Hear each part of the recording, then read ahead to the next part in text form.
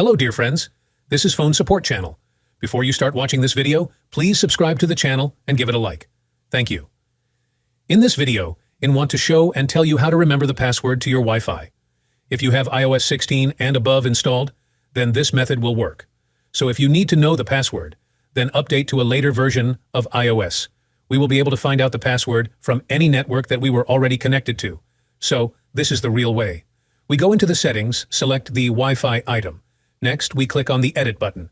You'll be asked for your password or Face ID to confirm your identity. And now we see a list of all the Wi-Fi networks we were once connected to. For example, I want to find out the Wi-Fi from my net. I click on the right side of the Info button. I see the password item, and to the right of it is the Wi-Fi password. Click on the password, then you will be asked for your Face ID again, and then you will see the password. Now you can copy it or just dictate it.